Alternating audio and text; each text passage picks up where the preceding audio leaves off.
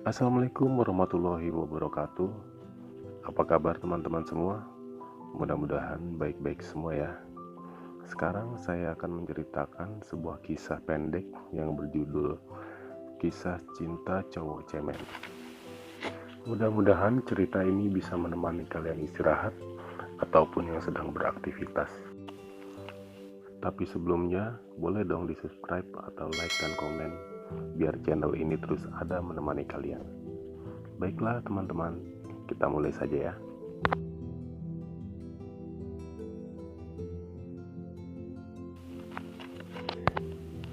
Budi benar-benar anak yang baik, rajin belajar dan bekerja. Gambaran anak sempurna, tampan, tubuh atletis, idola semua cewek. Anak gaul, aktif berorganisasi dengan setumpuk prestasi. Dan tak lepas dari itu, dia tetap anak yang soleh. Suka menolong orang tua. Setiap hari tanpa malu dia membantu tugas rumah tangga ibunya. Rajin menjenguk neneknya. Budi memang berbudi. Seorang cowok yang bisa jadi karakter tokoh utama sinetron pas bulan puasa. Waktu SMA, Budi termasuk murid paling populer. Jadi bintang basket, selalu juara kelas, ketua OSIS, dan selalu gonta-ganti cewek. Banyak adik kelas yang mengidolakannya, tapi mereka tahu itu hanya mimpi belaka karena mereka banyak saingannya. Hingga suatu saat Budi pacaran dengan Wati, seorang sekretaris pengurus OSIS dan cantik anaknya. Di luar dugaan teman-teman sekolahnya, ternyata awet juga hubungan Budi dan Wati ini. Luntur sudah cap playboy pada Budi yang dikenal teman-temannya karena suka gonta-ganti cewek hanya dalam periode 1 minggu. Suatu saat Budi dan Wati sedang makan malam sehabis nonton bareng di bawah temaram lampu restoran dan semilir angin malam. Mereka asik ngobrol sambil menunggu menu makanannya tiba. Duh, lama banget sih makanannya. Padahal gue lapar, seharian capek main basket, kata Budi. Sabar, gue juga lapar say. Bentar ya, gue beli cemilan dulu, kata Wati. Dan dia pun pergi. Budi ditinggal sendiri di restoran. Dia asik ngerokok dan sibuk dengan Blackberry-nya. Lama kemudian, terlihat lagi Wati sudah duduk di depannya. Sorry, gue rada lama ya. Makanannya belum datang juga nih. Budi menggelengkan kepalanya. Lo kemana aja barusan say? Beli donat, lumayan buat ganjel perut. Mau? Keduanya langsung asik mengunyah donat karena lapar. Terus, itu makanan apa lagi? Kata Budi. Itu donat juga say, tapi buat nenek lo. Besok kan lo nengok nenek lo kayak biasa. Sekalian gue titip ini. Dan salam juga ya buat nenek lo. Moga-moga dia sehat-sehat aja. Wah, thank you berat ya say. Besok gue kasih tahu nenek gue. Wah, kayaknya tadi lo sempet shopping ngeborong juga ya. Mata Budi tertuju pada plastik besar di sebelah kursi Wati. Oh, ini buat nenek lo juga say. Tadi gue sempet mampir ke supermarket. Gue beli sabun, sampo, sikat gigi, dan anduk buat nenek lo. Sekalian titip buat besok ya say. Gubrak. Gelas yang baru saja diletakkan sang pelayan ke meja mereka langsung terpelanting. Budi tiba-tiba mengepalkan tangannya ke meja dan langsung berdiri dengan gaya emosi. Wati langsung kaget dengan aksi cowoknya itu. Apa sih maksud lo? Budi berteriak kencang dan menarik perhatian pengunjung restoran lainnya.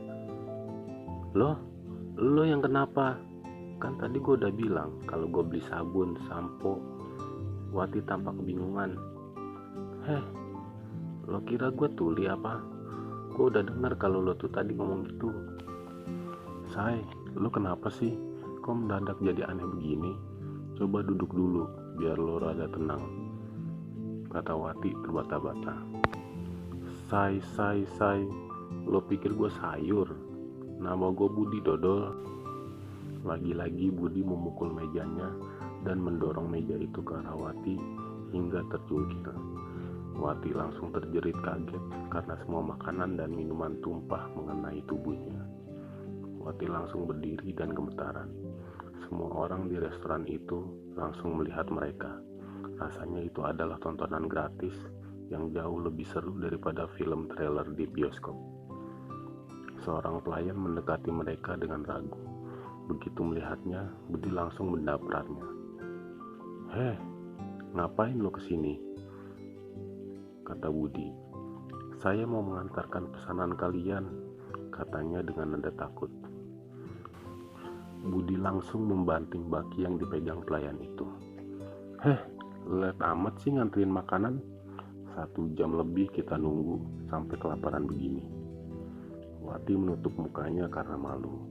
Budi melemparkan uang begitu saja ke kasir untuk membayar pesanannya sambil meludah ke wajah si kasir. Dia langsung melangkah pergi dan meninggalkan Wati begitu saja tanpa sepatah kata pun. Wati menangis seorang diri di restoran dan menjadi tontonan iba para pengunjung restoran. Meskipun Wati hanya curhat ke teman-teman sebangkunya, besoknya seluruh sekolah langsung tahu cerita putusnya Wati dan Budi. Ada ruginya juga kalau jadi pasangan populer. Ada berita buruk, langsung ketahuan satu sekolah. Bahkan Wati sempat dipanggil guru BP segala. "Bu, ini kan masalah saya pribadi. Teman-teman lain juga punya masalah yang sama. Kenapa saya sampai harus menghadap ibu?" "Saya mengerti, Wati. Waktu ibu masih seusiamu, juga pernah mengalami masalah serupa. Tapi kasusmu ini cukup serius. Jangan sampai berulang dan mengganggu pelajaranmu ya," kata ibu guru. "Kalau begitu, sebaiknya Budi saja yang dipanggil, Bu. Dia yang sepertinya punya masalah lebih serius." Guru BP itu hanya tersenyum. "Mungkin dia punya masalah juga setelah putus denganmu. Tapi dia kan tidak harus berurusan dengan polisi segala gara-gara ingin bunuh diri sepertimu." Wati langsung kaget. "Apa? Siapa yang mau bunuh diri, Bu?" "Kata siapa saya mau bunuh diri?" "Wati, seluruh sekolah sudah tahu kok kamu sempat ingin bunuh diri karena putus dengan Budi. Kepala sekolah yang menyuruh saya memanggilmu karena kasus ini." Wati langsung mendesah. Dia sangat bete begitu keluar dari ruang guru BP itu. Siapa yang pertama kali menyebarkan gosip itu, pikirnya. Wati langsung menghampiri teman sebangkunya dan menceritakan semuanya. Reni, teman sebangkunya, hanya tersenyum. "Ren, lo udah tahu gosip itu?" Reni mengangguk. "Kalau gua nggak langsung jemput lo di restoran dan dengar sendiri dari lo dan orang-orang di restoran tentang cerita lo dan Budi malam itu juga, bisa jadi gue juga percaya gosip itu. Tapi gue tetap percaya sobat karib gue kok. Dari mana ada gosip itu? Dari mana-mana. Twitter, Facebook, blog, bahkan di YouTube ada foto lo yang mau bunuh diri." "Hah? Kok bisa?" "Kayaknya sih foto rekayasa aja. Tapi heboh juga teman-teman kita kasih komentar di situ. Lo udah kayak seleb. Di FB juga masuk top news. Sampai sekarang gak ada berhentinya teman-teman kita ngomongin lo. Emangnya lo gak sempet online, Wat? Sejak putus, gue kan kerjanya nangis curhat mulu sama Loren. Jadi gak pernah online. Pasti Budi yang mulai ini semua. Dasar cemen. Beraninya cuman lewat internet aja. Kalau macoen bintang basket, sini dong kalau berantem langsung ketemu aja. Gak usah nyebarin gosip kayak gitu. Kayak banci aja. Cemen banget sih. Gue juga bisa balas di Twitter." Reni langsung mencegah Wati. "Shh, Wati, sebaiknya jangan. Kalau lo melakukan hal yang sama seperti yang dilakukan Budi, berarti lo sama aja kayak Budi dong. Udah deh, cuekin aja. Gak usah diladenin orang kayak gitu. Dia sengaja mau mancing emosi lo aja. Sebaiknya lo tenangin diri aja dan lupain dia." "Oke, tapi gue penasaran kenapa sih Budi mendadak ngamuk di restoran dan bikin gosip yang malu-maluin sampai gue diceramahin guru BP 3 jam. Waktu berlalu. Budi sudah ganti cewek kesekian kalinya. Nyaris habis stok cewek yang pernah digaitnya di sekolahnya. Sudah tidak ada hubungan apa-apa antara Budi dan Wati. Sudah tidak ada hubungan apa-apa antara Budi dan Wati. Tidak ada hubungan sama sekali. Namun Budi tetap dikenal sebagai murid yang paling populer. Dia tetap gaul dan ramah menyapa teman-temannya. Sangat perhatian bila ada yang sakit atau tidak masuk sekolah, kecuali kepada Wati. Wati hanya dianggap angin, sedangkan Wati dikenal teman-temannya sebagai cewek yang depresi berat sejak putus dengan Budi. Wati tetap tak peduli dengan sebuah itu. Ia mengikuti saran Reni, namun ia tetap jengkel dan dendam atas segala kelakuan Budi padanya beberapa waktu lalu. Wati mengikuti saran sobatnya untuk tidak ikut-ikutan dendam di dunia maya. Tapi dia tidak bisa diam saja. Dia kumpulkan teman-teman ceweknya yang pernah menjadi korban putus dengan Budi. Awalnya mereka tidak mau bergabung, tapi Wati cukup cerdas untuk merayu mereka. Akhirnya terbentuklah sebuah klub baru di sekolah itu, dan hanya mereka saja yang tahu. Ternyata mereka putus dari Budi hanya karena masalah sepele saja. Rapat perpisahan sekolah cukup heboh. Rencana perpisahan sekolah kali ini awalnya hanya di puncak, di luar kota. Ternyata karena banyaknya bantuan dana, rencana berubah jadi diadakan di luar negeri. Sekalian menyaksikan final Piala Dunia secara langsung di stadion. Tiket sudah dipesan. Laporan dari bendahara akan dana yang terkumpul sudah oke. Begitu pula laporan dari seksi acara akan semua kegiatan yang akan dilakukan.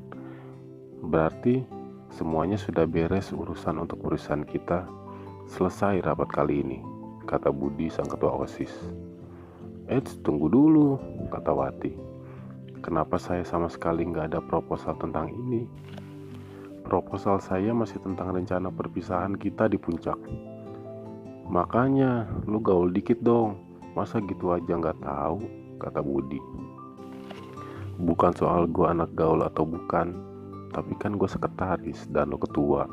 Dimana-mana sekretaris harus dikasih tahu nomor 1, karena gue yang harus bikin semua proposalnya. Nyantai aja bu, jangan ngamuk, tegur Budi. Lo jangan so jaim gitu deh di depan teman-teman kita yang lain, biar mereka tahu aslinya lo kayak gimana, hah? Sok ramah sama yang lain, tapi gue dicuekin. Gue ngerti deh kalau lo benci sama gue dan gak mau berurusan sama gue. Tapi itu kan masalah pribadi, sedangkan urusan perpisahan sekolah ini kan masalah organisasi. Lo kok nggak gentle banget ya, kata Wati. Mereka langsung sibuk bertengkar, teman-teman yang lain sudah tidak ada yang berhasil melerainya. Akhirnya hanya jadi tontonan saja, lumayan untuk mengusir ngantuk dan bosan. Rapat OSIS akhir-akhir ini memang seru dengan pertengkaran Budi dan Wati. Perpisahan sekolah di Australia berjalan sukses. Selain itu, ada yang tak terduga dari buku tahunan kali ini. Ada artikel khusus 30 halaman berjudul AADC2, ada apa dengan cowok cemen? Garapan anggota klub yang diketuai Wati. Di artikel itu tidak ditulis siapa yang menjadi tokoh utamanya, tapi semuanya sudah bisa menebak. Budi membakar artikel itu pada buku tahunan pribadinya. Setelah itu, mereka benar-benar berpisah menuju perguruan tinggi pilihan masing-masing. Suatu hari saat pulang kuliah, Wati pergi makan bareng dengan cowoknya. Tak sengaja ia bertemu lagi dengan Budi. "Hei, apa kabar?" katanya bersamaan. Mereka telah lupa masalah di masa lalu. Mereka justru melepaskan rasa kangen dan saling menanyakan kabar kuliah. "Kenalin, ini Ariel cowok gue," kata Wati. "Kenalin juga, ini Luna cewek gue," kata Budi. Mereka berempat asik ngobrol sampai akhirnya Ariel dan Luna pamit ke toilet. Budi dan Wati tetap asik ngobrol sampai akhirnya Wati teringat akan neneknya Budi dan menanyakan kabarnya. Awalnya Budi masih bisa menjawab dengan santai.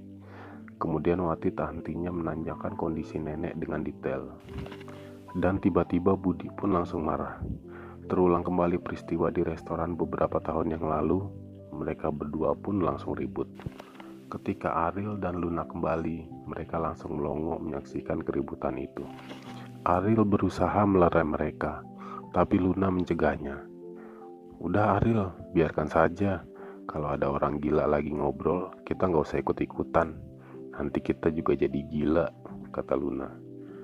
Begitu melihat Luna, Budi mendadak diam dan berkata, lo udah kembali. Yuk kita jalan lagi, kata Budi. Sorry aja ya, gua gak mau sama cowok muna kayak lo. Di depan gue lo so jaim, ternyata di belakang gue lo tuh bajingan, kertak Luna. Maksud lo? Kata Budi. Lo tuh sukanya ngeritik orang, tapi gak suka dikritik orang. Udah berapa kali gue salah terus. Gue pakai kerudung salah, gak pakai salah. Hubungan kita sampai sini aja. Gue gak mau ketemu lo lagi. Gue lebih suka cowok yang lebih asoy geboy kayak si Ariel. Luna langsung pergi meninggalkan Budi. Muka Budi memerah karena marah. Ditendangnya kursi dan meja, sementara dilihatnya Wati sudah pergi bersama Ariel. Wati penasaran kenapa Budi suka mendadak naik darah bila disinggung soal neneknya. Sehingga Wati pun pergi mengunjungi rumah neneknya Budi. Waktu masih jadi pacarnya Budi, Wati sendiri belum pernah bertemu dengan neneknya. Tapi dia tahu alamatnya. Ketika tiba di tempat, hanya seorang tukang kebun yang membukakan pintu. Wati pun menanyakan tuan rumahnya. Tukang kebun itu bilang memang tidak ada siapa-siapa dan tidak ada seorang nenek yang tinggal di situ. Wati mulai ragu, apakah dia nyasar. Tapi saat diceritakan temannya Budi, tukang kebun itu mengenalnya. Oh, Den Bagus Budi, memang tinggal di sini. Masuk aja Bu, sebentar lagi dia pulang, sahut tukang kebun itu. Wati langsung masuk dan dia berpikir jangan-jangan neneknya Budi sudah meninggal. Begitu masuk rumah itu, Wati langsung kaget melihat keadaan rumah itu. Terpajang di seluruh dinding rumah foto-foto cewek cantik, sebagian pernah dia kenal, dan salah satunya adalah foto dirinya. Foto terbaru adalah fotonya Luna, yang baru dikenalnya beberapa hari yang lalu. Wati langsung menyadarinya bahwa foto-foto itu adalah foto cewek yang pernah jadi ceweknya Budi, dan di tiap foto terpampang tulisan, Budi, I love you so much. Di sisi lain terpajang piagam prestasi Budi, bahkan fotokopi rapot saat Budi juara kelas dulu juga di figura. Piala-piala lengkap mulai dari juara lomba makan kerupuk sampai kejuaraan basket nasional perguruan tinggi. Wati semakin penasaran dan terus menyusuri seisi rumah itu. Akhirnya dia semakin ternganga begitu tiba di sebuah kamar. Kali ini yang terpajang adalah foto-foto close up Budi dalam berbagai aksi.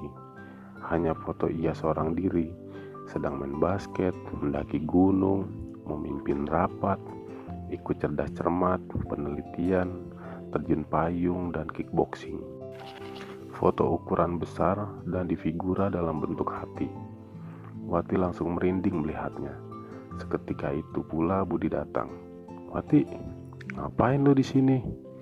Budi, apa-apaan ini maksudnya? Tanya Wati. Suka-suka gue dong. Ini kan rumah gue, kamar gue. Terus kamar nenek? Almarhum nenek lu mana? Nenek suka jalan-jalan naik kereta. Keretanya bisa gue stop sendiri kok. Ngawur, nggak percaya, lihat aja sendiri, kata Budi. Budi langsung lari menuju rel kereta api yang dekat rumahnya. Kebetulan saat itu terdengar bunyi kereta lewat. Budi, berhenti, Wati teriak. Ceritanya terkalahkan oleh suara kereta. Budi terus berlari dan menghadang kereta. Kereta sudah tak bisa mengerem. Tragis. Ketika pemakaman Budi, Wati baru tahu bahwa ternyata Budi mempunyai gangguan jiwa, megalomania, sebuah waham narsisme. Bukan sembarang kata narsis yang lagi ngetrend sekarang, tapi benar-benar penyakit yang sangat cinta diri sendiri. Merasa dirinya sendiri yang paling benar, tergila-gila akan kekuasaan, dan marah bila dikritik. Budi sangat membanggakan seluruh prestasinya, termasuk koleksi cewek. dia merasakan dirinya tokoh yang sempurna. Oleh karena itu sangat marah dan dendam bila dikritik Wati atau Luna. Narsisme alias cinta diri sendirinya juga sangat besar. Karena itu ia selalu jaga image dan jaga penampilan agar selalu dipuji orang lain. Dia juga berprestasi untuk pamer dan populer. Budi merasa dirinya paling berkuasa. Karena itu, saat rapat OSIS, dia tak ingin diskusi dulu dengan orang yang sedang bermasalah dengannya. Karena dia tidak ingin diprotes. Dia paling sensitif bila diprotes sedikit saja. Itu juga penyebab dia sering putus dengan cewek hanya karena dikritik cewek untuk masalah sepele. Tidak ingin dikomentari bila ia salah. Dia pun menghindari memberi ide pada orang yang pernah mengkritiknya. Tangan besi, dia merasa kekuasaannya sangat besar seperti Tuhan, sehingga sangat yakin bisa menghentikan kereta api. Ternyata cerita nenek selama ini hanya cerita fantasinya saja, karena dia sangat mania kekuasaan dan cinta diri sendiri. Nenek yang dia maksud adalah koleksi foto, piala, dan segudak prestasinya, baik prestasi nyata maupun fiktif. Dia tak mau seorang pun mengganggu gugatnya, maka dia marah besar pada Wati akan hal itu. Demikianlah teman-teman, semoga cerita ini bisa menjadi pelajaran untuk kita semua. Terima kasih.